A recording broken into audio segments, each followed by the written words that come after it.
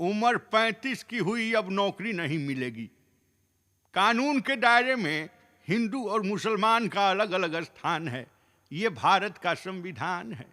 ये मेरा हिंदुस्तान है। देश चलाने के लिए, राज चलाने के लिए शिक्षा की कोई आवश्यकता नहीं। पीएम सीएम बनने के लिए अधिकतम उम्र की कोई सीमा नहीं, क्योंकि ये लोग नेता हैं। जो खुद नहीं चल सकता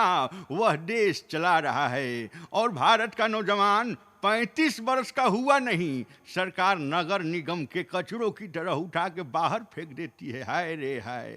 सारे कानून गरीबों पे लागू होते हैं, अमीरों पे नहीं। ऐसे में देश के नौजवान क्या करेंगे? सर पे बेरोजगारी का सेहरा बांधे भीख मांगेंगे या क्रिमिनल बनेंगे? हिंदुस्तान का हर नौजवान इसका उत्तर चाहता है। शिक्षित बेरोजगारों को रोजगार मिलनी चाहिए, तिरस्कार नहीं। लेकिन एक शेर है, लिखा परदेश किस्मत में वतन को याद क्या करना, और जहां बेदर्द हाकिम हो वहां फरियाद क्या करना।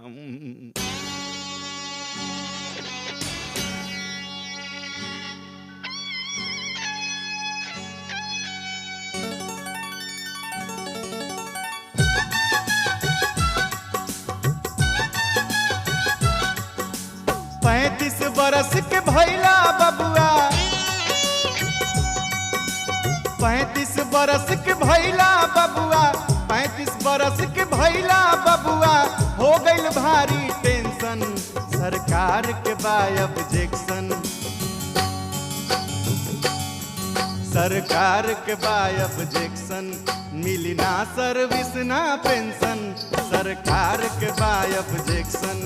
मिली ना सर्विस ना पेंशन, सरकार के बा ऑब्जेक्शन। 35 बरस के भैला बबुआ, 35 बरस के भैला बबुआ, हो गइल भारी टेंशन, सरकार के बा ऑब्जेक्शन। हाँ, सरकार के बा ऑब्जेक्शन, मिली ना सर्विस ना पेंशन, सरकार के बा ऑब्जेक्शन, मिली ना सर्विस ना पेंशन, सरकार के बा ऑब्जेक्शन।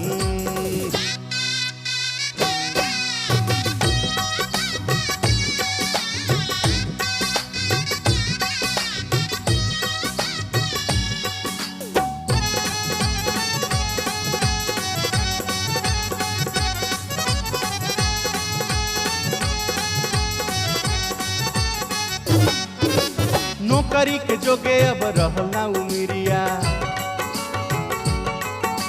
दी सरकार नहीं तोह के नौकरिया, बाहरे हिंदुस्तान के संविधान आज लागेला,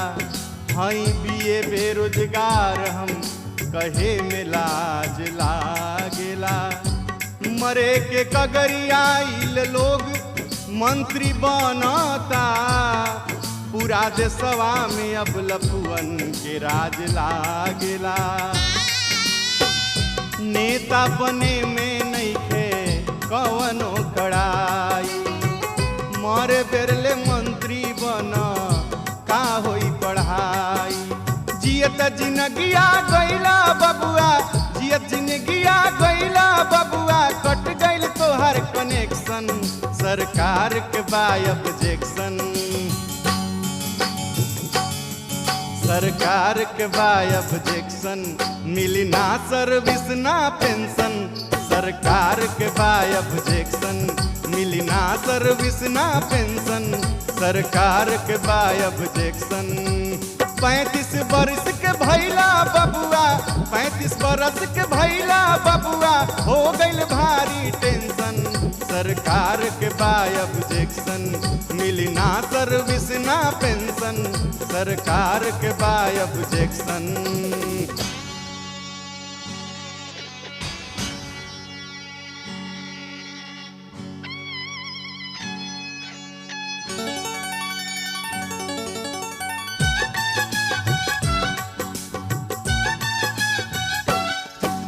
नौकरी का दीही लोगवा करे लोग छटनिया, चलो रिक्शा हाँको बबुआ जबले बा जवनिया, बूढ़ होके तू मर जइब जब फुटपाथ पे लवारिस लाश के पोस्टर लगा दी लोग तोहरा माथ पे पुलिस गरवा में हड़िया बांध के गंगा में डाल दी ना तो पिस्तौल रखल आज है बबुआ तू अपना हाथ पे रिक्शा न चली तोहसे चली ना कुदारी गोली तू मारी ल खुद के कहेले बिहारी पढ़ लिख के का कैला बबुआ पढ़ लिख के का कैला बबुआ पवला तू फ्रस्ट्रेशन सरकार के बाय ऑब्जेक्शन सरकार के बाय ऑब्जेक्शन मिली ना सर्विस ना पेंशन सरकार के बाय ऑब्जेक्शन मिली ना सर्विस ना पेंशन सरकार के बाय ऑब्जेक्शन 35 बरस के भैला बबुआ 35 बरस के भैला बबुआ हो गइल भारी टेंशन सरकार के बाय ऑब्जेक्शन सरकार के बाय ऑब्जेक्शन मिली ना सर्विस ना पेंशन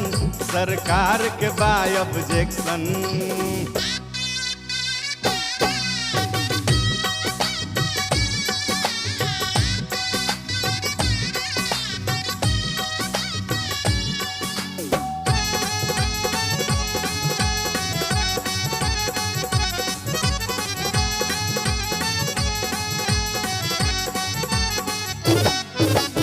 आत्महत्या ना करब त कर बरियारी एक ही गो राह बा अब कर रंगदारी रंगदारी के दुकान जौना दिने तोहार चल जाई समझल कि तोहार भाग के रूप रंग बदल जाई कौनो पार्टी के टिकट मिल जाई तोहरा चुनाव में विपतिया माथे से आनंद सारा टल जाई औरी का शिक्षा दी हम कहे लोग पागल हम हूँ तो पढ़ले रही नौकरी न लागल तूहू उभगिया पहिला बबुआ तूहू भगिया पहिला बबुआ अब का दी सजेशन सरकार के बाय ऑब्जेक्शन हाँ सरकार के बाय ऑब्जेक्शन मिली ना नौकरी ना पेंशन सरकार के बाय ऑब्जेक्शन मिली ना नौकरी ना पेंशन सरकार के बाय ऑब्जेक्शन 35 बरस के भैला बबुआ 35 बरस के भैला बबुआ हो गइल भारी टेंशन सरकार के बाय ऑब्जेक्शन सरकार के बाय ऑब्जेक्शन सुन बतिया बबुआ निक्सन सरकार के बाय ऑब्जेक्शन सुन बतिया बबुआ निक्सन सरकार के बाय ऑब्जेक्शन मिली ना नौकरी ना पेंशन सरकार के बाय ऑब्जेक्शन मिली ना नौकरी ना पेंशन सरकार के बाय ऑब्जेक्शन